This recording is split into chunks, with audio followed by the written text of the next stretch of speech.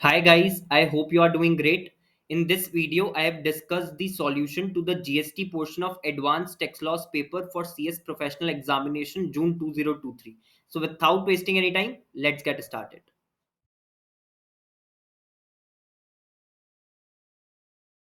Starting with the first question, ये question था exemption से रिलेटेड और इसके अंदर बोला गया था कि टैक्सेबिलिटी या अदरवाइज फाइंड करना है of the above service charges paid by Vimal limited during the period from 1 April 2022 to 31 March 2023।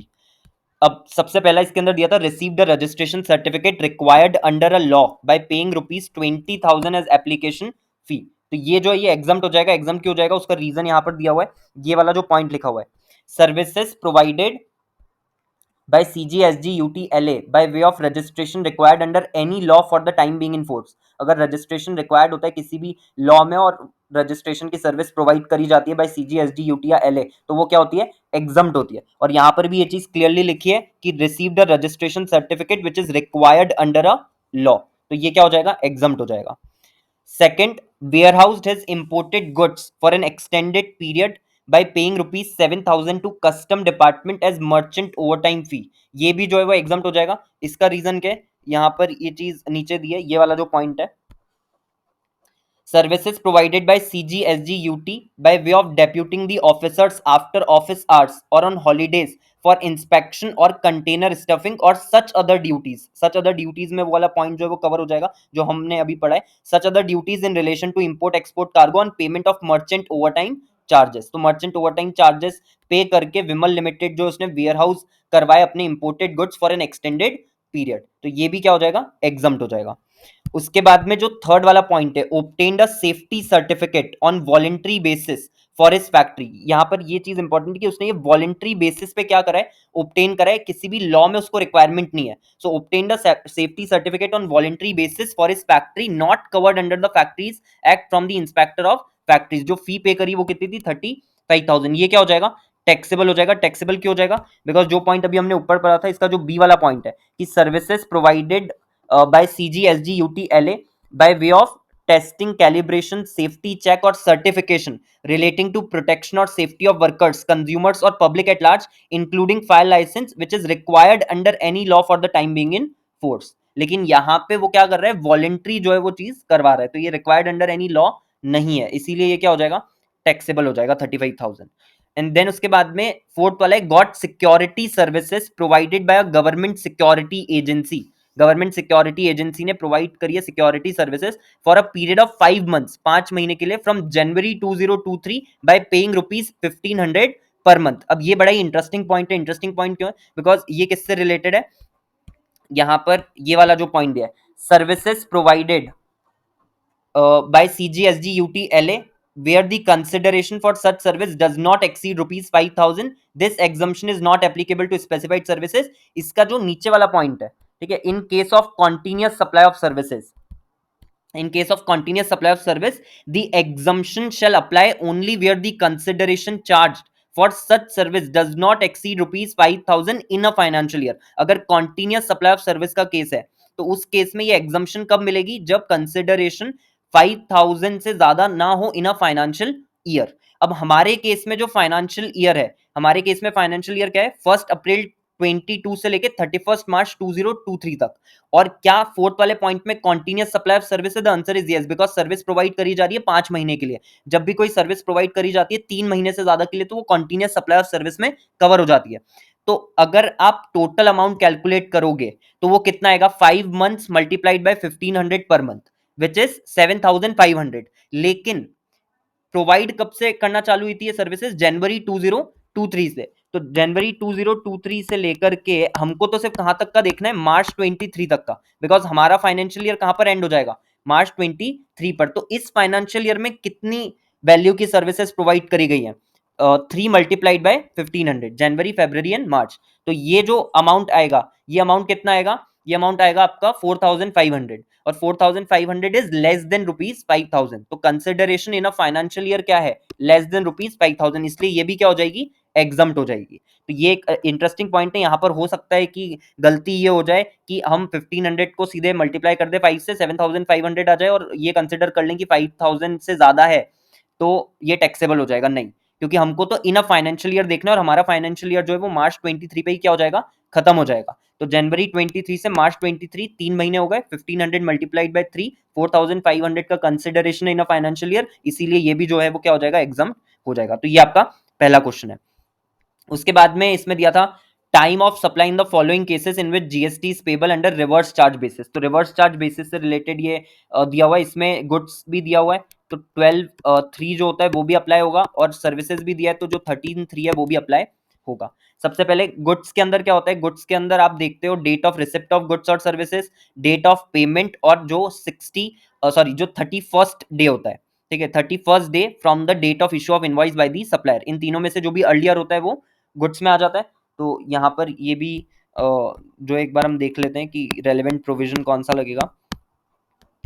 Goods के केस में जो ये वाला पॉइंट है, थर्ड वाला, subsection 3, in case of supplies in respect of which tax is paid और liable to be paid on reverse charge basis, time of supply shall be the earliest of following dates, date of receipt, date of payment, और date of payment क्या मानी जाएगी, जो books of account में enter करी जाएगी, या date on which payment is debited in the bank account whichever is earlier, और सी वाले में date immediately following 30 days from the date of issue of invoice या any other document by whatever name call in lieu thereof by the supplier, यानी 31st day from the date of issue of invoice.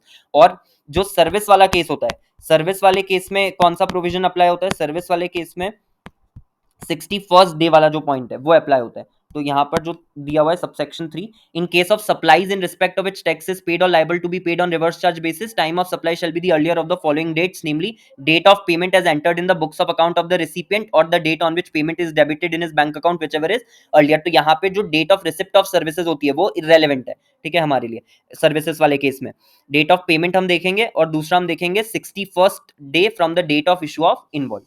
तो ये applicable provision है इस question के लिए। अब सबसे पहला क्या दिया है, date of receipt of goods और सर्विसेज 4 जुलाई 2022, date of payment by recipient of goods और सर्विसेज 12 अगस्त 2022, और date of issue of invoice by supplier क्या दिया हुआ है, 29 जून 2022। अब यहां से अगर हम 31 डेज ऐड करेंगे इसके अंदर तो कितना आ जाएगा, 30 जुलाई 2022। तो 30 जुलाई और 12 अगस्त और 4 जुलाई जो है, इसमें जो भी अर्लियर है वो क्या हो जाएगा, टाइम ऑफ सप्लाई। तो फर्स्ट केस का टाइम ऑफ सप्लाई हो जाएगा 4 जुलाई 2022। सर्विसेज के केस में date of receipt of goods और सर्विस दिया हुआ, ये हमारे लिए इररेलेवेंट है तो ये हम इग्नोर कर देंगे। डेट ऑफ पेमेंट कितना है, 10 अगस्त, और date of issue of invoice by suppliers जो है यहाँ पर दिया है 29 जून। इसमें अगर हम 61 डेज ऐड करेंगे तो आएगा 29 अगस्त, तो अर्लियर क्या हो जाएगा, 10th ऑफ अगस्त। तो ये टाइम ऑफ सप्लाई हो जाएगा। उसके बाद थर्ड वाले केस में गुड्स के अंदर बोला है कि डेट ऑफ रिसिप्ट है 1 जुलाई, एंटर्ड पेमेंट के केस में entered in the books of account 30 June but debited in recipient bank account 27 जून। तो जो भी इसमें से अर्लियर होता है वो हमारे लिए डेट ऑफ पेमेंट हो जाता है, तो 27 जून हो जाएगा। और यहाँ पर जब हम 31 डेज ऐड करेंगे 28 जून में तो आएगा 29 जुलाई। तो 29 जुलाई, 27 जून और 1 जुलाई, इसमें से जो भी अर्लियर होगा वो आपका टाइम ऑफ सप्लाई बन जाएगा। तो कौन सा बनेगा टाइम ऑफ सप्लाई, 27 जून। उसके बाद में गुड्स का जो केस दिया है, फिर से डेट ऑफ रिसिप्ट है 3 अगस्त, पेमेंट है 12 अगस्त, और जो इनवॉइस की डेट है वो है 26 जून। अब 26 जून में अगर हम 31 डेज ऐड करेंगे तो कितना आएगा, 27 जुलाई। तो इन तीनों में से जो भी अर्लियर है, अगस्त, 3 अगस्त, 12 अगस्त और 27 जुलाई, तो 27 जुलाई टाइम ऑफ सप्लाई हो जाएगा। वैसे ही सर्विसेज में क्या दिया हुआ है, ये तो हमको देखना ही नहीं है, ठीक है, ये वाली डेट हम नहीं देखेंगे, तो ये वाली डेट को हमको इग्नोर करना है। तो 8 जो जुलाई की डेट है वो हम इग्नोर करके चलेंगे। तो डेट ऑफ पेमेंट क्या है हमारे लिए, 8 अगस्त 2022, और जो इनवॉइस इशू हुआ है, इनवॉइस कब इशू हुआ है, 20 जुलाई 2022 को इशू हुआ है, ठीक है, 20 जुलाई को हुआ है। और 20 जुलाई में अगर मैं 61 डेज ऐड करता हूँ तो कितना हो जाएगा ये, 19 सितंबर 2022। तो 19 सितंबर या 8 अगस्त, जो भी इसमें से अर्ली होगा वही आपका क्या बन जाएगा, टाइम ऑफ सप्लाई बन जाएगा। तो ये आपका टाइम ऑफ सप्लाई सर्विसेज के केस में आ जाएगा, लास्ट वाले केस में। तो ये आपका है सेकंड वाला जो क्वेश्चन उन्होंने पूछा था टाइम ऑफ सप्लाई के ऊपर। उसके बाद उन्होंने पूछा था classify the following supplies into mix supply या कंपोजिट सप्लाई। इसके अंदर जो पहला वाला है ट्रेन टिकट इंक्लूडिंग मील सप्लाई, नेचुरली बंडल्ड होता है तो ये कंपोजिट में आ जाएगा। Supply of health care services along with consumables and medicine, इसमें थोड़ा सा आपको एक्सप्लेन करना था कि अगर पेशेंट्स को दी जा रही है ये चीज, ठीक है, health care services along with consumables and medicine जो है वो इन पेशेंट्स को दी जा रही है, और जो अमाउंट चार्ज करा जा रहा है उनसे वो इन आप उसको सिग्रीगेट नहीं कर सकते, अलग नहीं कर सकते। तो फिर ये क्या हो जाता है, कंपोजिट हो जाता है। लेकिन अगर वहां पर जो हॉस्पिटल के अंदर ही फार्मेसी है वो अलग से अमाउंट चार्ज कर रही है, और अ, दोनों अमाउंट को, हेल्थ केयर सर्विसेज का जो अमाउंट है और जो कंज्यूमेबल एंड मेडिसिन का अमाउंट है, उसको हम सिग्रीगेट कर सकते हैं, तो फिर वो मिक्स्ड में कवर हो जाता है। तो यहाँ पर एक ये सिनेरियो आपको थोड़ा सा एक्सप्लेन करके आना था। Supply of toothpaste with toothbrush जो है वो ऑब्वियसली मिक्स्ड है, अलग अलग उनको सप्लाई करा जा सकता है, ठीक है, आर्टिफिशियली बंडल्ड होते हैं। Providing lodging facility in hotel along with breakfast and dinner, ये कंपोजिट होता है। और laptop seller sold the laptop along with laptop bag जो है ये भी कंपोजिट होता है, बिकॉज ये भी नेचुरली बंडल्ड है, ये भी नेचुरली बंडल्ड है, ये आर्टिफिशियली बंडल्ड है। इसमें आपको ये दोनों सिनेरियो एक्सप्लेन करने थे कि कब कंपोजिट हो जाएगा, कब मिक्स्ड हो जाएगा, और ये भी आपका नेचुरली बंडल्ड है तो ये भी कंपोजिट हो जाएगा। तो ये था थर्ड वाला जो पार्ट था क्वेश्चन नंबर फर्स्ट का। उसके बाद जो उन्होंने लास्ट जो क्वेश्चन दिया हुआ है इसके अंदर, फर्स्ट के अंदर जो डी वाला दिया है, उसमें डी वाले में उन्होंने बोला था Rohan is engaged in a variety of businesses at Chennai Tamil Nadu, he has furnished the following information with regard to the supplies made in the month of January की सप्लाईज के बारे में डिटेल्स दी हुई है। सबसे पहले बोला है supply of 5000 kits to Angels Beauty Paradise in Chennai, each kit consist of one scented perfume bottle, one beauty soap and one talcum powder. Then gift of microwave oven to his employee on the occasion of his marriage. Supply of laptops along with laptop bags to Mazars LTI Limited. Gift articles provided free of cost to relatives on the occasion of his brother's son birthday function. और इसमें फिर सब GST rates दिए हुए हैं सभी items के, और फिर नीचे बोला है कि from the above information examine each of the above supplies, पहली चीज पे एग्जामिन करना था हर एक सप्लाईज को, ठीक है, made by Rohan for the month of January, and determine करना था रेट ऑफ जीएसटी कितना एप्लीकेबल होगा उनके ऊपर, और साथ में हर एक के लिए रीजन भी देना था। तो इसमें सबसे पहले जो दिया हुआ है supply of 5000 kits to Angels Beauty Paradise in Chennai, ये ऑब्वियसली मिक्स सप्लाई हो जाएगा, और मिक्स सप्लाई हो जाता है तो इस पे जो भी हाईएस्ट रेट कैरी करती है, जो भी आइटम हाईएस्ट रेट जिसका भी होता है वही क्या हो जाता है, पूरी सप्लाई के ऊपर रेट लग जाता है। तो वन सेंटेड परफ्यूम बॉटल है, वन ब्यूटी सोप है, और वन टेल्कम पाउडर है। तो इसके अंदर वन सेंटेड परफ्यूम बॉटल पे रेट है 5%, ब्यूटी सोप पे 18% और टेल्कम पाउडर पे 12%। तो कौन सा रेट लग जाएगा, 18% का। तो यहाँ पे 18% लग जाएगा 7,50,000 के ऊपर, ठीक है। रीजन क्या है, ऑब्वियसली क्योंकि मिक्स सप्लाई। उसके बाद gift of microwave oven to his employee on the occasion of his marriage, अगर गिफ्ट करता है एम्प्लॉयर एम्प्लॉय को, तो वो क्या हो रहा है, विथआउट कंसिडरेशन हो रहा है, और वो जो आपका शेड्यूल फर्स्ट होता है उसके अंदर कवर हो जाता है। बट वहां पर एक पॉइंट क्या लिखा था कि अगर आप 50,000 तक का करते हो इन अ फाइनेंशियल ईयर तो वो टैक्सेबल नहीं होता, बट यहाँ पर वैल्यू कितनी है, 60,000 है। तो 50,000 से ज्यादा, और 50,000 से ज्यादा जैसे ही होता है वैसे ही पूरी की पूरी वैल्यू क्या हो जाती है, टैक्सेबल हो जाती है। तो ये भी टैक्सेबल हो जाएगा बिकॉज वैल्यू 50,000 से ज्यादा in a financial year. Obviously rate कौन सा लगेगा, 18% का, क्योंकि माइक्रोवेव के ऊपर जो माइक्रोवेव ओवन है उसके ऊपर रेट कितना चल रहा है, 18%। फिर उसके बाद में supply of laptops along with laptop bags to Messrs LTI limited, ये कंपोजिट हो जाएगा, कंपोजिट हो जाएगा। तो इस केस में लैपटॉप के ऊपर कितना रेट चल रहा है, 18%, और लैपटॉप बैग के ऊपर कितना चल रहा है, 28%। बट हम तो किसका लेते हैं, प्रिंसिपल सप्लाई का। तो प्रिंसिपल सप्लाई यहाँ पर क्या है, लैपटॉप, तो 18% जो है वो एप्लीकेबल हो जाएगा किसके ऊपर, 4 लाख के ऊपर। उसके बाद gift articles provided free of cost to relatives on the occasion of his brother son birthday function, ठीक है। ये जो है ये सप्लाई के अंदर ही कवर नहीं होगा, ठीक है। तो क्योंकि ये सप्लाई के अंदर कवर नहीं होगा तो इसका कुछ भी हम ट्रीटमेंट नहीं करेंगे, ठीक है। तो एक ये चीज आपको ऑब्वियसली विदाउट कंसिडरेशन हो रहा है यहाँ पे भी, बट यहाँ पे जो ये लिखा है कि on the occasion of his brother's son birthday function, तो ये कवर ही नहीं है रिलेटेड पर्सन में, तो इसीलिए यहाँ पर इसका कोई भी ट्रीटमेंट नहीं होगा, ठीक है। उसके बाद ये होता है फर्स्ट क्वेश्चन यहाँ पे कंप्लीट। इसके बाद आता है क्वेश्चन नंबर सेकंड में सब जो फर्स्ट वाला था ए वाला, उसमें बोला था risk free limited is providing life insurance service to subscribers, it is the policy of the company not to intimate the amount allocated for investment to the subscribers at the time of taking policy, company बताती नहीं है कि कितना amount हम allocate करने वाले investment के लिए। Then the company supplies the following particulars about the premiums receive from subscribers during a period. तो सबसे पहले इसमें दिया premium collected from new policy subscribers, then premium received for renewal of policies, single premium collected on annuity policies, premium collected from policy holders for risk cover only. Calculate the value of supply made by the company during the period by assuming that all the above given premiums are exclusive of taxes. तो इसके अंदर जो है ये वाला जो provision है value of supply का, ठीक है, जिसमें रूल जो इंश्योरेंस से रिलेटेड दिया हुआ है कैलकुलेट करने के लिए, जो 32 है, रूल 32, उसके अंदर जो स्पेसिफिक सप्लाईज के लिए आप कैसे कैलकुलेट करते हो वैल्यू ऑफ सप्लाई वो दिया हुआ है, वो एप्लीकेबल होगा। तो इसमें जो सबसे पहला पॉइंट है ठीक है, कि policy with dual benefits of risk coverage and investment, ये तो यहाँ पर नहीं आएगा। क्यों नहीं आएगा? बिकॉज ये तब आता है जब आप क्या करते हो, आप इंटीमेट करते हो पॉलिसी होल्डर को eight the time of collection of premium की कितना अमाउंट एलोकेट करा जा रहा है इन्वेस्टमेंट या सेविंग्स के लिए। और यहाँ पर तो क्लियरली लिखा हुआ है इन्होंने कि कंपनी की पॉलिसी क्या है कि वो इंटीमेट नहीं करते हैं जो भी अमाउंट एलोकेट करा जाएगा for investment to the subscribers at the time of taking policy.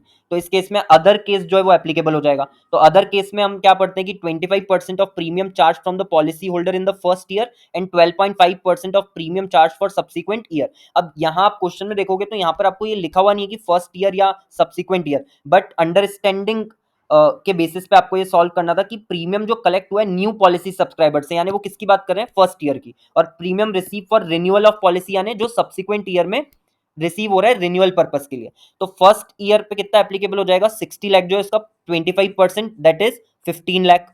ठीक है, उसके बाद में सब्सिक्वेंट ईयर के केस में कितना है 12.5%, तो 1 करोड़ 30 लाख का 12.5% 16.25 लाख। उसके बाद जो single premium collected on annuity policies होता है, तो सिंगल प्रीमियम एन्यूटी पॉलिसी जो ग्रीन में ये बना हुआ है, इसमें कितना बोला है, टैक्सेबल वैल्यू हो जाएगी 10% ऑफ द सिंगल प्रीमियम जो चार्ज करा जा रहा है पॉलिसी होल्डर से, जहां पे एलोकेशन फॉर इन्वेस्टमेंट या saving is not intimated to the policy holder, नहीं बताई जाती है जहां पे, तो यहां पर भी नहीं बताई जा रही है, इस केस में भी आगे लिखा हुआ है, तो यहाँ पर 10% आ जाएगा। तो 10% किसका आ जाएगा, 1 करोड़ 50 लाख का 10% यानी 15 लाख। और उसके बाद premium collected from policy holders for risk cover only, ये लास्ट वाला जो केस है ब्लू में जो दिया है, policy with only risk cover, taxable value क्या हो जाएगा, entire premium which is charge from the policy holder. तो यहाँ पर जो ये 60 लाख दिया, ये पूरा का पूरा यहाँ पर आ जाएगा। तो जो आपकी वैल्यू ऑफ सप्लाई निकल के आएगी इस केस में वो कितनी आएगी, 1 करोड़ 6 लाख 25 हजार। ठीक है, तो ये आपका है ए वाला जो क्वेश्चन है, क्वेश्चन नंबर 2 का। उसके बाद में ये एक जो बी वाला क्वेश्चन है, ठीक है, ये इसमें थोड़ा सा लाइक कंफ्यूजन है इसके अंदर, बट ठीक है। Jambu agencies are registered supplier of goods and services in Chennai has furnished the following information for the month of February.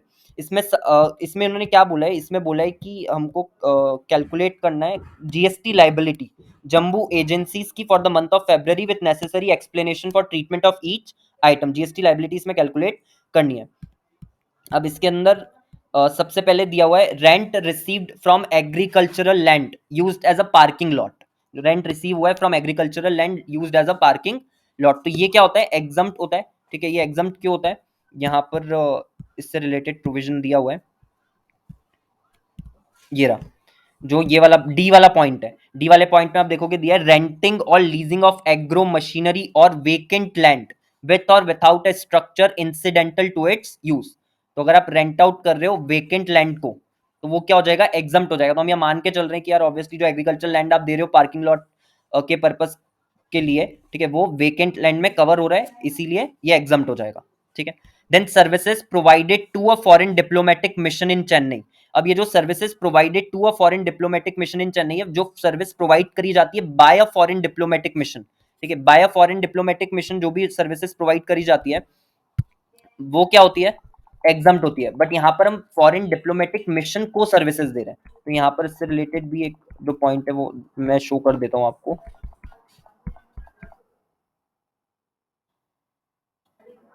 ये रहा, ये रहा services by a foreign diplomatic mission located in India. अगर सर्विस दी जा रही है by a foreign diplomatic mission located in India तो वो एग्जम्प्ट होती है। बट यहाँ पे फॉरेन डिप्लोमेटिक मिशन जो इंडिया में लोकेटेड है वो सर्विस नहीं दे रहा है, सर्विस प्रोवाइड करी जा रही है to a foreign diplomatic mission. यहाँ पर अगर आप देखोगे तो क्या लिखा है, services provided to a foreign diplomatic mission in Chennai, तो ये क्या हो जाएगा, टैक्सेबल हो जाएगा। और क्योंकि ये भी कहां पर है, चेन्नई में ही है, और ये भी चेन्नई में ही है, तो फिर इस केस में क्या हो जाएगा, सीजीएसटी प्लस एसजीएसटी। ठीक है, उसके बाद rent receive from an educational institution for the building used by it for residential quarters of its teachers. तो रेंट रिसीव हुआ है एजुकेशनल इंस्टीट्यूशन से फॉर द बिल्डिंग जो उसने यूज करी है रेसिडेंशियल क्वार्टर के लिए। तो इसमें एक होता है कि अगर आप रेसिडेंशियल ड्वेलिंग यूनिट को रेसिडेंस पर्पस के लिए देते हो तो वो एग्जम्प्ट हो जाता है। तो ये मानते हुए कि ये बिल्डिंग जो है वो रेसिडेंशियल ड्वेलिंग ही है, ठीक है, यहाँ पर मैं ये अज्यूम कर रहा हूँ कि ये रेसिडेंशियल ड्वेलिंग ही है, तो उस केस में ये क्या हो जाएगा, एग्जम्प्ट हो जाएगा, बिकॉज रेसिडेंशियल ड्वेलिंग है और उसको रेसिडेंशियल पर्पस के लिए ही यूज करा जा रहा है, तो ये भी एग्जम्प्ट हो जाएगा यहाँ पे। उसके बाद में इससे रिलेटेड भी जो प्रोविजन है वो एक बार इसमें आपको मैं शो कर देता हूँ। रेसिडेंशियल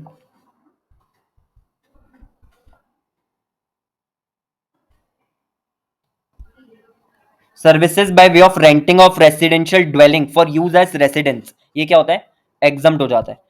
और एजुकेशनल इंस्टीट्यूशन वाला जो इसमें पॉइंट आ रहा है, तो एजुकेशनल इंस्टीट्यूशन स्पेसिफिक जो भी सर्विसेज है वो यहाँ पर नहीं आएंगी, मतलब वो एप्लीकेबल नहीं होगा पॉइंट, क्योंकि वहां पे कहीं पे भी रेंट पे देने वाली बात जो है, रेंटिंग वाली जो सर्विसेज है उसकी बात नहीं करी गई है। जैसे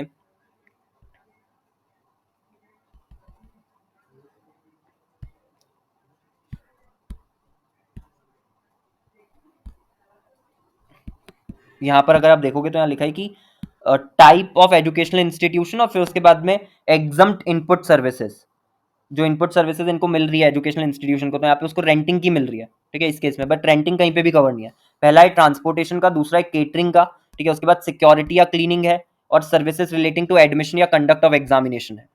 कहीं पर भी रेंटिंग की बात नहीं करी गई है, तो ये वाला कोई भी पॉइंट इसमें एप्लीकेबल नहीं होगा। उसके बाद में ऑब्वियसली जहां जहां मैं बोल रहा हूँ अजम्पशन लेना है, वो अजम्पशन लिख करके, मतलब वर्किंग नोट में कहीं पर भी लिख करके आपको, अगर आपने भी यही अजम्पशन लिए हैं, ठीक है, बाई चांस, तो वो आपने लिखे हो वर्किंग नोट के अंदर, ये वो लिखने होते हैं वहां पे। उसके बाद renting of motor vehicle to a private limited company, the company uses the vehicle for transportation of its staff and goods. अब ये वाला जो पॉइंट है, ये मेरे अकॉर्डिंग, मेरे को ऐसा लगता है कि आरसीएम में कवर होगा, ठीक है। क्यों आरसीएम में कवर होगा, उसका रीजन क्या है, तो उसका रीजन यहाँ पर ये रहा। आरसीएम की जो लिस्ट है उसके अंदर क्लियरली लिखा है कि services provided by way of renting of any motor vehicle which is design to carry the passengers. अब यहां पर मैं ये मान करके चल रहा हूं कि ये जो मोटर व्हीकल दिया हुआ है, ठीक है, ये डिजाइन करा गया था to carry the passengers. Actually company उसको किस पर्पस के लिए यूज कर रही है, उससे कोई लेना देना नहीं है। कंपनी तो उसको दोनों पर्पस के लिए यूज कर रही है, स्टाफ के पर्पस के लिए भी और गुड्स के पर्पस के लिए भी। बट हमारा मेन कंसर्न क्या है कि जो भी मोटर व्हीकल दिया हुआ है रेंट पे, क्या वो डिजाइन करा गया था टू कैरी द पैसेंजर्स। तो मैं ये मान के चल रहा हूं यहाँ पे कि ये डिजाइन करा गया टू कैरी द पैसेंजर्स। उसके बाद इसमें क्या बोला उन्होंने कि services provided by way of renting of any motor vehicle designed to carry passengers where the cost of fuel is included in the consideration charged from the service recipient। और ये provide हम किसको कर रहे हैं, बॉडी कॉर्पोरेट को। तो कौन प्रोवाइड कर रहा है बॉडी कॉर्पोरेट को, ये एनी पर्सन। जो बीच वाला कॉलम है उसमें लिखा हुआ है कि कौन प्रोवाइड कर रहा है, सप्लायर कौन है, any person other than a body corporate. तो यहाँ पे भी सप्लायर कौन है, जंबू एजेंसीज है, जो ऑब्वियसली बॉडी कॉर्पोरेट नहीं है, ठीक है। तो जंबो एजेंसीज क्योंकि बॉडी कॉर्पोरेट नहीं है, वो एनी पर्सन में कवर हो गई। एनी पर्सन प्रोवाइडिंग रेंटिंग की services of motor vehicle to a body corporate, वो आरसीएम में कवर हो जाएगा।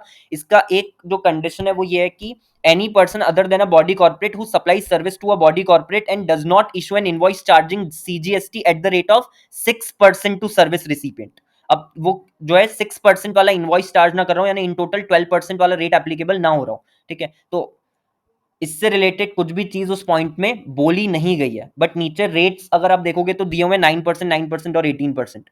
तो ऑब्वियसली हम ये मान सकते हैं कि वो जो है 6% वाला जो है वो नहीं कर रहा है, ठीक है। क्योंकि वो 6% वाला नहीं कर रहा है, तो उस केस में क्या होगा, मतलब ये सब अजम्पशन है जो आपको लिखने पड़ेंगे। तो renting of motor vehicle to a body corporate, company ने चाहे उसको स्टाफ और गुड्स के लिए यूज कराओ, बट वो मोटर व्हीकल क्योंकि डिजाइन था टू कैरी द पैसेंजर, तो वो यहाँ पे कवर हो जाएगा। फ्यूल की कॉस्ट इंक्लूड है नहीं कंसिडरेशन में, उससे रिलेटेड कुछ भी पॉइंट वगैरह यहाँ पे दिया हुआ नहीं है।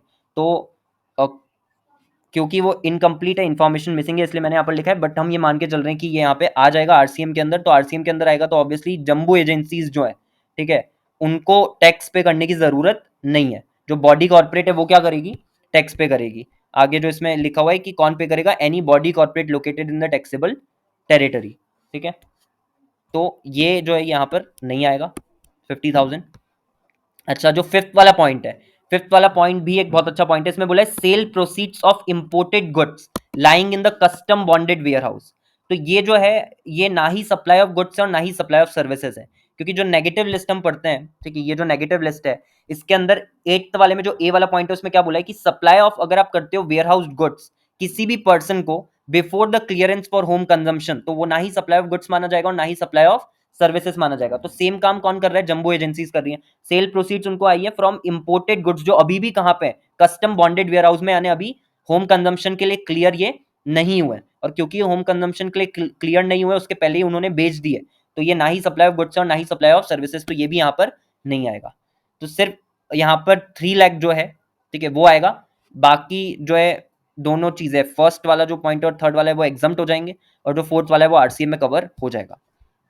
उसके बाद में जो थर्ड वाला यानी सी वाला जो है, ठीक है, सेकंड का जो सी है उसमें बोला था कि comment on the liability to get registered under GST law in the given independent situation for financial year 2022-23।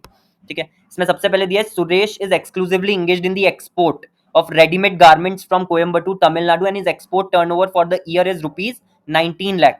Apart from export turnover, he also earned the interest on bank FDR rupees 5 lakh का। तो यहाँ पर क्योंकि वो export में engage है, ये ZRS में आ जाएगा, और ZRS इंटर स्टेट होता है, तो ये रिक्वायर्ड हो जाएगा इसको रजिस्ट्रेशन लेना। यहाँ पे थोड़ा सा एक जो टेक है वो ये भी आ सकता है कि ZRS में नो डाउट कवर है, इंटर स्टेट भी है, बट कंपलसरी रजिस्ट्रेशन सिर्फ उनको लेना होता है जो इंटर स्टेट टैक्सेबल सप्लाई कर रहे होते हैं।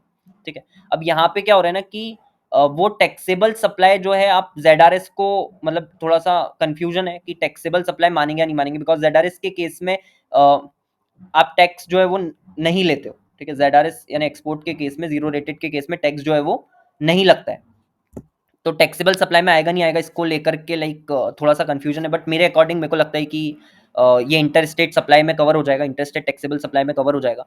और यहाँ पर जो फर्स्ट वाला केस है उसमें जीएसटी रजिस्ट्रेशन इज रिक्वायर्ड। ठीक है, उसके बाद में omega enterprises is exclusively engaged in trading of handloom goods, जो कि क्या है, एग्जम्प्ट है, तो मतलब वो एक्सक्लूसिवली एग्जम्प्ट गुड्स में डील कर रहे हैं, तो सेक्शन 23 के अकॉर्डिंग उनको रजिस्ट्रेशन लेने की जरूरत नहीं है। उसके बाद थर्ड वाला, Balaji is full time trader of shares and he completely operates in futures and option segment. अब ये फ्यूचर्स और ऑप्शन सेगमेंट मतलब ये कहां पे कवर हो जाता है, सिक्योरिटीज में कवर हो जाता है। सिक्योरिटीज में कवर हो जाता है तो हमको पता है कि यार सिक्योरिटीज जो होती है वो ना ही गुड्स का पार्ट होती है ना ही सर्विसेज का पार्ट होती है, तो अगर वो पार्टी नहीं है तो सप्लाई कभी होगी नहीं, और सप्लाई नहीं होगी तो जीएसटी में रजिस्ट्रेशन आपको लेने की रिक्वायरमेंट भी नहीं है, क्योंकि आपको तभी लेना होता है जब आप सप्लाई कर रहे हो गुड्स या सर्विसेज की, और गुड्स और सर्विसेज दोनों में ही सिक्योरिटीज कवर नहीं है। सिक्योरिटीज की डेफिनेशन जो सिक्योरिटीज कॉन्ट्रैक्ट रेगुलेशन एक्ट में दिया उसमें फ्यूचर्स और ऑप्शंस कवर है। ठीक है, तो यहाँ पर भी बालाजी जो फुल टाइम ट्रेडर है उसको रजिस्ट्रेशन लेने की कोई रिक्वायरमेंट नहीं है। And then lastly, Senthil is a tour operator and has presence in two states, that is Tamil Nadu and Andhra Pradesh. वो रजिस्टर करवा लेता है अपने बिजनेस को जीएसटी में in the state of Tamil Nadu voluntarily even before crossing the threshold limit. क्या उसको mandatory requirement है to get registered in state of Andhra Pradesh? His turnover during the year was rupees 12 lakh and 7 lakh. तो आंध्र प्रदेश के केस में कितना है, 7 लाख, और 12 लाख किसके केस में, तमिलनाडु के केस में। उसमें बोले कि क्या उसको आंध्र प्रदेश में भी रजिस्ट्रेशन लेना पड़ेगा? The answer is no. ठीक है, जहां से आप टैक्सेबल सप्लाई करते हो वहां पर आपको रजिस्ट्रेशन लेना होता है, और तब लेना होता है जब आपका जो लिमिट है वो क्रॉस हो जाए। अब आंध्र प्रदेश के केस में लिमिट उसकी क्रॉस नहीं हो रही है तो उसको कोई रजिस्ट्रेशन लेने की रिक्वायरमेंट नहीं है। उसने तमिलनाडु में वॉलंटरीली ले लिया, इट्स फाइन, बट क्या वॉलंटरी रजिस्ट्रेशन तमिलनाडु में लेने पर आंध्र प्रदेश में भी आपको कंपल्सरीली रजिस्टर होना पड़ेगा? The answer is no. ठीक है, तो यहाँ पर उसको कोई मैंडेटरी रिक्वायरमेंट नहीं है to get registered in the state of Andhra Pradesh. उसके बाद इसमें पूछा था डी वाले में, discuss the validity period of e way bill, who can extend the validity period of e way bill and what is the time limit within which such extension is valid. तो validity period में तो वही 200 kilometre और 20 kilometre, 200 kilometre in case of other then over dimensional cargo और multi modal shipment जिसमें 1 लाख में ship involve होता है, और 20 kilometre in case of over dimensional cargo और मल्टी मॉडल शिपमेंट जिसमें 1 लाख में शिप इन्वॉल्व है। अब सेकंड पार्ट, कौन एक्सटेंड कर सकता है? कमिश्नर एक्सटेंड कर सकता है, ट्रांसपोर्टर भी कर सकता है, ट्रांसपोर्टर कर सकता है एक्सेप्शनल जो भी सर्कमस्टांसेस होते हैं उस केस में। ठीक है, और टाइम लिमिट क्या है with in which such extension is valid? तो ये आपको करना होता है with in 8 hours from the expiry of the E way bill. तो ये आपको इसके अंदर बता के आना था डी वाले के अंदर। उसके बाद जो अल्टरनेट क्वेश्चन होता है, क्वेश्चन नंबर 2 वाला, इसके अंदर बोला है कि जय हिंद लिमिटेड, ए वाला जो है इसमें, फर्स्ट वाला जो है उसमें जो ए वाला दिया हुआ है इसमें बोला है Jai Hind limited manufacturing company in Delhi has opted for composition scheme, और इन्होंने ये फॉलोइंग इन्फॉर्मेशन दी है। सबसे पहले इसमें बोला you are required to compute the composition tax and total tax liability. तो आपको इसमें ध्यान क्या देना है कि ये कौन है, मैन्युफैक्चरिंग कंपनी है। तो मैन्युफैक्चरिंग कंपनी के केस में, मैन्युफैक्चरर के केस में जो भी कंपोजिशन का रेट एप्लीकेबल होता है वो कितना होता है, 1% टोटल। ठीक है, 0.5 और 0.5। इसमें जो एग्रीगेट टर्नओवर दिया हुआ है प्रीवियस फाइनेंशियल ईयर का वो कितना दिया है, 1,20,00,000, 1.20 CR, और फॉलोइंग सप्लाईज इन्होंने करी है। ठीक है, 2022-23 में सबसे पहले intra state supply of goods chargeable eight the rate 12% GST, तो ये भी हम ले लेंगे 75 लाख, क्योंकि टर्नओवर इन स्टेट और यूटी जो होता है उस पे हमको क्या जो कंपोजिशन का टैक्स है, ठीक है, कंपोजिशन का जो टैक्स रेट है वो एप्लीकेबल करना होता है। ठीक है, एलिजिबिलिटी के लिए हम देखते हैं एग्रीगेट टर्नओवर, और टैक्सेबिलिटी के लिए हम देखते हैं टर्नओवर इन स्टेट और यूटी। तो टर्नओवर इन स्टेट और यूटी की जब मैं बात कर रहा हूँ तो ये ऑब्वियसली कौन सी सप्लाई कर रहा है, इंट्रा स्टेट ठीक है, तो ये हम ले लेंगे। ठीक है, उसके बाद जो इनवर्ट सप्लाईज है on which tax is payable on reverse charge, ये नहीं लेना है ऑब्वियसली। ठीक है, क्योंकि रिवर्स चार्ज पे टैक्स पेबल है तो ये यहाँ पर नहीं आएगा। उसके बाद intra state supplies of एग्जम्ड goods, एग्जम्ड goods भी इसमें आ जाते हैं। ठीक है, टर्नओवर इन स्टेट और यूटी में, तो यहाँ पर ये 10 लाख भी कवर हो जाएगा। और जो intra state supply of services है, मैन्युफैक्चरर जो है वो सर्विसेज भी दे सकते हैं, लेकिन उसकी एक लिमिट है। वो लिमिट कितनी है? 10% ऑफ द टर्नओवर, जो आपका प्रीवियस फाइनेंशियल ईयर में टर्नओवर था उसका 10% या 5 lakh whichever is higher. तो प्रीवियस ईयर का आपको दिया हुआ है, प्रीवियस ईयर का कितना दिया है? 1 करोड़ 20 लाख, और 1 करोड़ 20 लाख का 10% निकालेंगे तो कितना आएगा? 12 लाख, और 12 लाख या 5 lakh whichever is higher. तो यहाँ तो हमने 6,50,000 करा है which is within the limit, तो ये भी हम इंक्लूड ऐसा का ऐसा यहाँ पर कर लेंगे। तो ये टोटल कितना हो जाएगा? 91,50,000, और 91,50,000 पे 1% अगर हम निकालेंगे तो कितना आएगा? 91,500।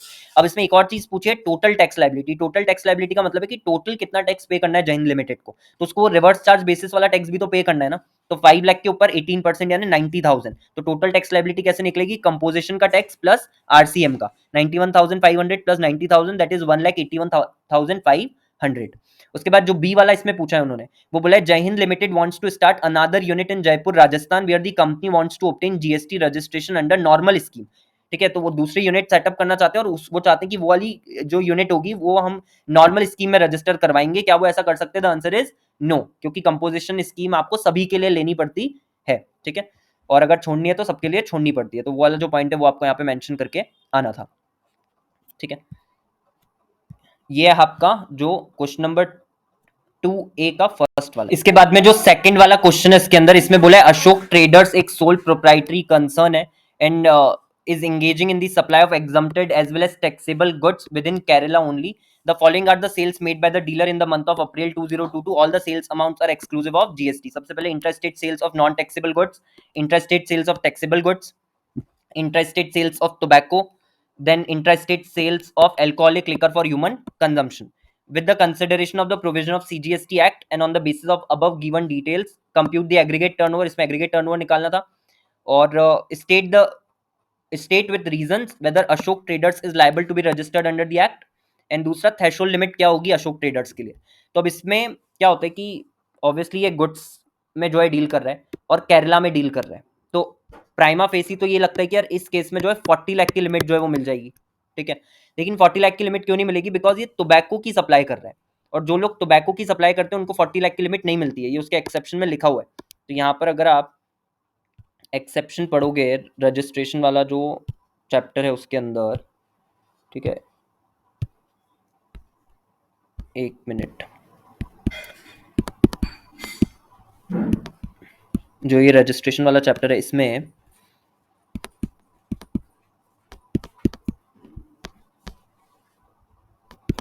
40 लाख की जो लिमिट है उसके अंदर ये लिखा हुआ है क्लियरली कि टोबैको की जो भी सप्लाई करते हैं उनको ये नहीं मिलती है लिमिट।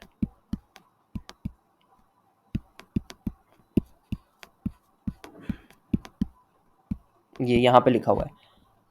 ठीक है, एक्सेप्शन टू दिस एग्जम्पशन, जो 40 लाख वाली जो पॉइंट है उसमें बी वाला जो पॉइंट है, person engaged in making supplies of ice cream and other edible ices whether और not containing cocoa, pan masala and all the goods of chapter number 24 that is tobacco and manufactured tobacco substitute.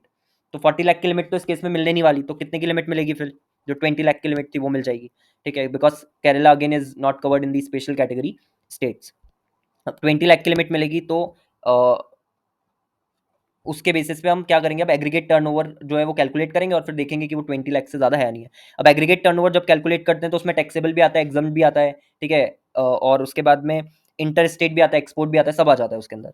तो जो non taxable है, non taxable जो भी होता है वो exam की डेफिनेशन में कवर होता है। ठीक है, एग्जाम की डेफिनेशन में आता है नील रेटेड, जो सेक्शन 11 में एग्जाम होते हैं वो, और जो नॉन टैक्सेबल होते हैं। तो नॉन टैक्सेबल वाला यानी 4 लाख हम एग्रीगेट टर्नओवर में ले लेंगे, टैक्सेबल वाला भी हम ले लेंगे। टोबैको वाला जो है, ठीक है, टोबैको वाला भी हम लेंगे बिकॉज ये भी ऑब्वियसली क्या है, टैक्सेबल है। टोबैको जीएसटी जो है वो लगता है टोबैको के ऊपर। ठीक है, जीएसटी भी लगता है और एक्साइज ड्यूटी भी लगती है टोबैको पे, तो ये भी आ जाएगा इसके अंदर। और दूसरा intrastate sale of alcoholic liquor for human consumption, ये भी नॉन टैक्सेबल है, लेकिन क्योंकि ये भी हम कवर करेंगे, इस पर टैक्स नहीं लगता, बट एग्रीगेट टर्नओवर में ये भी कवर हो जाएगा।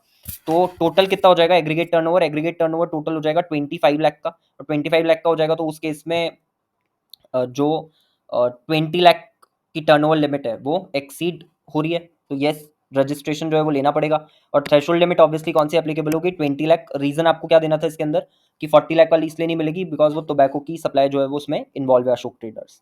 ठीक है, तो ये इसमें आपको करना था सेकंड वाले में। उसके बाद थर्ड वाले में तो उन्होंने सीधे एक डिटेल नोट पूछा था स्पेशल ऑडिट के ऊपर, तो इसमें डायरेक्टली जो जो प्रोविजन है स्पेशल ऑडिट के वो लिखने थे। फोर्थ वाला जो है इसमें उन्होंने एनआरटीपी से रिलेटेड पूछा था ये, ठीक है, एनआरटीपी के रजिस्ट्रेशन से रिलेटेड। इसमें बोला है कि NR a non resident individual wants to provide taxable supply of goods, he has no fixed place of business और रेसिडेंस इन इंडिया, तो इससे क्लियर हो जाता है कि एनआरटीपी है। He asked your advice on the following aspect in the light of provision of CGST act 2017। सबसे पहला दिया है वेदर रजिस्ट्रेशन इज कंपलसरी और optional in case of NR, तो क्योंकि वो एनआरटीपी में कवर हो जाता है, एनआरटीपी के नेचर में कवर हो जाता है, तो ऑब्वियसली उसके लिए रजिस्ट्रेशन जो है वो कंपलसरी है। कंपलसरी क्यों है, एज पर सेक्शन नंबर 24। ठीक है, उसके बाद when shall he apply for registration, 5 days before the commencement of business उनको अप्लाई करना होता है। When the tax has to be paid, तो इनको एडवांस टैक्स जो है वो जमा करवाना पड़ता है on the basis of estimated tax liability. ठीक है, तो ये आपको इसके अंदर मेरे अकॉर्डिंग इसके अंदर ये चीज लिखनी चाहिए थी, when the tax has to be paid advance tax deposit on the basis of estimated tax liability. What is the period of validity of registration certificate granted, तो इसमें आपको पूरा लिख करके आना था। या अगर आपने सिर्फ 90 days लिखा है तो वो तो, मतलब 90 days इज करेक्ट, बट वो इनकम्प्लीट हो जाएगा। क्यों, इसमें आपको लिखना था कि period for which registration sought in application और 90 days whichever is earlier, because maximum एक बार में आपको 90 days के लिए मिलता है। और लास्ट पूछा है अगर वो एक्सटेंशन के लिए बोलता है तो what will be the period of extension, और 90 days का आपको एक्सटेंशन जो है वो मैक्सिमम मिल सकता है। तो ये था आपका फोर्थ वाला। उसके बाद में इसमें जो क्वेश्चन था अगला, ठीक है, क्वेश्चन नंबर 3, उसमें पूछा था फर्स्ट वाले में ए के अंदर comparative analysis of section number 73 and 74 of CGST act 2017 with respect to applicability of the sections, time limit to issue notice by proper officer, time limit to issue order by the proper officer and penalty। तो applicability में तो क्या हो जाएगा कि जो भी cases होते हैं other than fraud, wilful misstatement या सप्रेशन ऑफ फैक्ट, वो 73 में आ जाते हैं, और जो भी केसेस होते हैं विलफुल मिसस्टेटमेंट के, सप्रेशन ऑफ फैक्ट या फ्रॉड के, वो 74 में आ जाते हैं, तो ये एप्लीकेबिलिटी में आएगा। Time limit to issue notice में 73 में होती है 2 years 9 months, और 74 में होती है 4 years 6 months, और ऑर्डर की क्या होती है 73 में 3 years और 74 में 5 years। उसके बाद पेनल्टी का क्या है, तो पेनल्टी 73 के केस में तो है 10% ऑफ टैक्स और 10,000 विच एवर इज हायर। ठीक है, 73 के केस में। 74 के केस में मल्टीपल मतलब पेनल्टीज हैं, तो वो एक बार यहाँ से मैं आपको प्रोविजन बता देता हूँ, ये रहा। ठीक है, ये तो ये है कि time for issuance of notice और time for issuance of order. जो पेनल्टी वाला अमाउंट है वो यहाँ पर दिया है कि जो फ्रॉड वाले केसेस होते हैं, 74 वाले केसेस होते हैं, उसमें tax amount along with the interest paid before issuance of notice, तो 15% of the tax amount payable. ठीक है, उसके बाद tax amount along with the interest paid within 30 days of issuance of notice, तो 25% of the tax amount payable as penalty, all the proceedings deemed to be concluded. Then third, tax amount along with the interest paid within 30 days of communication order, to 50% of the tax amount payable as penalty, all the proceedings deemed to be concluded। और fourth, tax amount along with the interest paid after 30 days of communication of order, तो 100% of the tax amount। तो ये जो 15, 25, 50 और 100% है, यही आपको वहां पर लिख करके आना था ए के अंदर। बी जो है उसमें बोला है who shall be responsible for the correctness of the particulars furnished in a return filed by GST practitioner. कौन रिस्पॉन्सिबल होता है, what will be the penalty in case of negligence on the part of practitioner. अगर negligence है तो क्या penalty होगी, तो who shall be responsible जो है वो यहाँ पर जो हमारा ही मॉड्यूल है आईसीएसआई का, उसमें क्लियरली ये चीज उन्होंने लिखी हुई है, मैं शो करता हूँ आपको।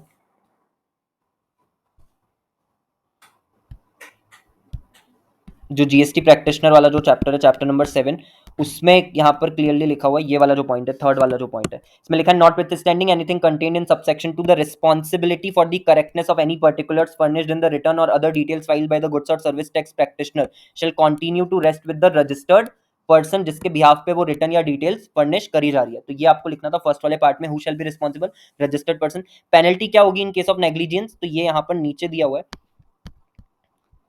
ये जो है यहाँ पर लिखा हुआ है नीचे, यहाँ पर ये रहा। Although the responsibility for correctness of particulars furnished in return is of the taxable person and a registered person, but it is the duty of the professional to furnish correct return. Otherwise, he may be charged under negligence. In case GST practitioner is found guilty of misconduct in connection with any proceeding under the Act, he shall be disqualified under section number 48 to function as GST practitioner। वो क्या हो जाएगा, disqualify हो जाएगा, तो ये उसकी penalty आ जाएगी यहाँ पर। उसके बाद में एक क्वेश्चन आया था सी वाला, following are the mistakes noted in the tax invoices issued by Jaipur limited during the month of March 2023। ठीक है, सबसे पहला था due to wrong HSN code being chosen by preparing the invoice, an actual tax liability of rupees 75,000 was mentioned as rupees 35,000 in the invoice. And second, due to a mistake in the number of units taken while preparing an invoice, value charged in the invoice was rupees 4 lakh against the actual value of rupees 5,20,000. With reference to the above mistakes, answer the following questions. सबसे पहले, who has to issue the debit credit notes under the GST Act? State the note to be issued debit credit with the amount and state the maximum time limit available for declaring the credit note in the return. तो इस case में जो first वाला जो point है, ठीक है, first वाले में जो आपकी टैक्स लाइबिलिटी है वो कम है with respect to the actual tax liability. तो एक्चुअल टैक्स लाइबिलिटी आपकी कितनी है? 75,000. बट इनवॉइस में कितनी मेंशन हो गई? 35,000. तो इस केस में क्या होगा? इस केस में डेबिट नोट इशू होगा. ठीक है, same goes with the second one. Second one में क्या हो रहा है? जो वैल्यू चार्ज करी गई है इनवॉइस में वो 4 लाख की करी, लेकिन एक्चुअल कितनी है? 5,20,000. तो टैक्सेबल वैल्यू, जो एक्चुअल टैक्सेबल वैल्यू है वो तो 5,20,000 है, बट जो आपने शो करी वो कितनी है? 4 लाख है. तो वो भी क्या है? लेस देन दैट है. तो 1,20,000 से और बढ़ाना है उसको, तो डेबिट नोट इशू होगा. तो दोनों ही केसेस में डेबिट नोट इशू होगा. पहले वाले केस में 40,000 से और दूसरे वाले केस में 1,20,000 का. ठीक है, कौन इशू करेगा? ऑब्वियसली जो ऊपर एंटिटी जिसका नाम दिया वो इशू करेगी. ठीक है, देन उसके बाद मैक्सिमम टाइम लिमिट क्या होती है क्रेडिट नोट के केस में? 30 नवंबर और actual date of annual return whichever is earlier. Next financial year की हम बात यहाँ पे कर रहे हैं कि मतलब 30 नवंबर आपका आ जाएगा और actual date of annual return. ये एनुअल रिटर्न किसकी बात कर रहे हैं? जिस फाइनेंशियल ईयर से आपका ये जो क्रेडिट नोट वगैरह ये रिलेटेड है, तो विच एवर इज अर्लियर यहाँ पर आ जाएगा. ठीक है, तो ये आपको इसके अंदर लिख करके आना था. उसके बाद में जो डी वाला पॉइंट इसमें दिया है, Agilative appliances limited, registered supplier of refrigerators, is required to send from Chennai Tamil Nadu a consignment of spare parts of refrigerators to be replaced under warranty at various client locations in Karnataka. The value of consignment declared in delivery challan accompanying the goods is rupees 60,000. Agility Appliances Limited claims that since the movement of goods to Karnataka is caused due to reasons other than supply, e way bill is not mandatorily required to be generated in this case. तो हमको पता है कि e-way bill आपको generate करना पड़ता है चाहे आप मूवमेंट सप्लाई के लिए करो या other than for the purpose of supply करो. तो इसमें यही पूछा है कि जो क्लेम एजिलेटिव अप्लायंसेस का है कि उनको ई-वे बिल इशू करना जो है वो मैंडेटरी नहीं है. क्यों मैंडेटरी नहीं है? क्योंकि जो मूवमेंट कॉज हो रहा है वो हो रहा है due two reasons other than supply. क्या वो टिनेबल है? तो आंसर आएगा नॉट टिनेबल. ई-वे बिल के प्रोविजंस इसमें आपको लिखने थे, आंसर आएगा नॉट टिनेबल. और ऑब्वियसली क्योंकि 50,000 से ज्यादा है कंसाइनमेंट वैल्यू, तो इस केस में क्या होगा? आपको ई-वे बिल जो है वो मैंडेटरीली इशू करना पड़ेगा. ठीक है, और उसके बाद आपसे पूछा था ई वाले में OIDR की सर्विसेज के बारे में. ठीक है, what is OIDR? Who will be responsible for paying tax in case of OIDR? तो ये आपको इसमें पूरा OIDR के बारे में एक्सप्लेन करना था. और कौन टैक्स पे करता है? तो उसका जो रिप्रेजेंटेटिव होता है उसको अपॉइंट करना पड़ता है. उसको अगर उसकी प्रेजेंस नहीं होती है तो वो टैक्स पे करने का काम करता है. तो ये सारी चीज आपको इसके अंदर बतानी थी. तो इसके साथ आपका जो GST पोर्शन है वो खत्म हो जाता है.